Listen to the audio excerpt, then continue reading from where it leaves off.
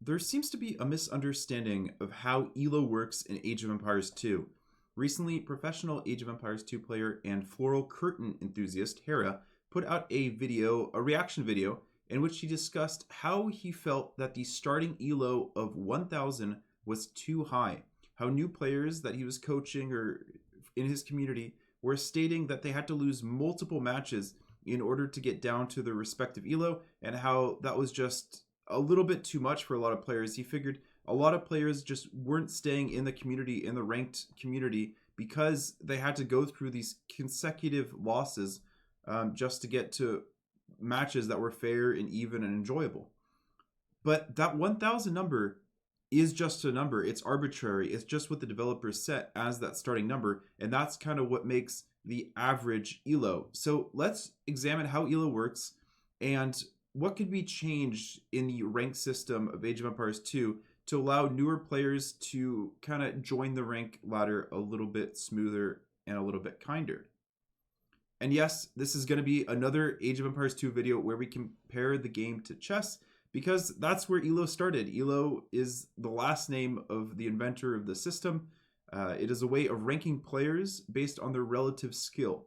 So in other words, if you beat a strong opponent, it's worth more than beating a weak opponent.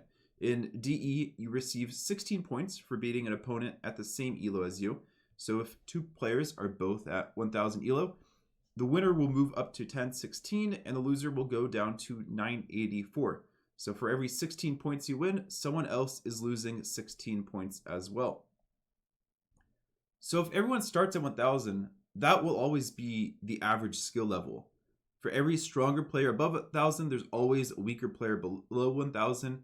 And that 1000 is just a number. If you think, oh, we should set the new ELO to 800 because that's closer to what new players are at, that's actually going to drag down the average ELO to 800. So that 1000 mark is just the new 800.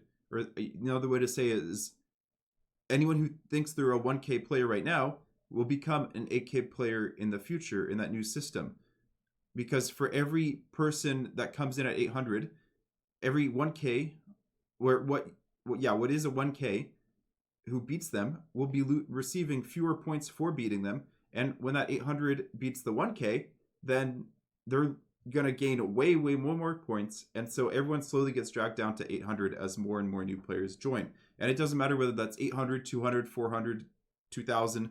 If it goes to 2000, I'll finally be a 2K. Goal accomplished there, but it really won't mean anything new.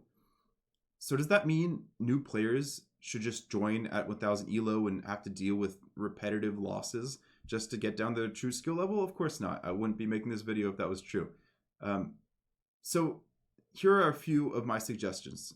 The first one would be for that new player to lose more points for their first loss, say 200 points. But the issue with that is, let's say the new player at 1000 ELO meets an existing player at 1000 ELO. That existing player would also gain 200 points that new player is losing. So obviously, a guy 1K going up to 1200 is also going to have to lose all those matches to get back to 1K, unless suddenly he's really strong, something clicks and he stays at 12K. No, he's going to lose all those matches. So regardless, someone's going to be losing a lot of matches, and that doesn't make a great system. You can make it so the 1200 is only, or I guess the existing 1K is only gaining 15 points instead of the 1200. So he's not gaining the same amount of points that the new player is losing. I don't know if that's functional. I don't know how that would change the average ELO for all players, but that's just a suggestion. I don't think it's the best suggestion. My second one would be to have players rate themselves as they come in. This is already done on chess.com. Players are allowed to list their skill level or guess their skill level before they join the ranked community. So players new to chess are at 400, beginners 800, intermediate 1200, advanced 1600, and experts 2000. And for comparison, on chess.com, the average ELO is 840 to 900. It always changes. And I imagine if this is the system that was applied in Age of Empires, it would be similar. The average ELO would be shifting a little bit more rather than staying closer to 1K. I assume that a lot of the players that are joining chess.com have already played chess, though that's not exactly the case for Age of Empires. It's hard to play Age of Empires before playing Age of Empires on, on the computer. There's not like a board game that you can transfer from. Though there are a lot of players that are obviously playing Age of Empires in single player or campaign scenarios before they join the ranked community, and in playing against the AI in whatever mode, you're still learning fundamentals and you're still gaining experience. So I don't think everyone's going to be starting at 0 elo if they assign their own elo. I think there might be a range, though I don't know where these players would start off. And I think it would be difficult for players to figure out how they compare to existing players. So that brings me to my third suggestion, would be to have them play their placement matches as they join the ranked community, play them against the AI. So you'd have structured scenarios. The AI could go for like standard strategies, Scout Rush, Archer Rush, Fast Castle, and such, and temper how good the AI is, the same way we already have it in the game with easy, moderate, hard, expert. Temper these build orders based off of what the player thinks they're at. So if they think they're a novice, maybe set them against the standard AI with a build order with a certain amount of idle TC time and see how they handle it. And if they can do well and beat that AI, maybe they beat the Archer Rush but have difficulty with the Scout Rush, they get set at that novice rate, whatever that is, 400, 800, I don't know. And that could be a way of making it so players don't have to immediately worry about this elo number, and they don't also have to immediately have that like mindset of, I'm playing against a real player now, this is real, there's someone else I'm competing against.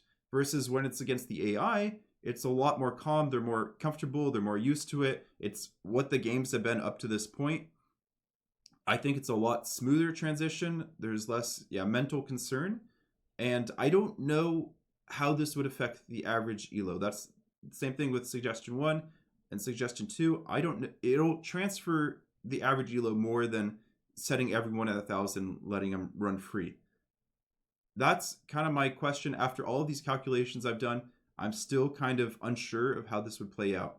If you want to look more at the calculations, there's a great Reddit post that I'll link in the description, and it goes into more of the details. It helped me figure out all these spreadsheets and determine all the formulas there. This took me quite a while. So if you'd enjoyed it, please leave a like or leave me a comment about how you think this would adjust the elo settings, and how you think it would be for a new player if you were coming to the scene now, how you would feel with these suggestions.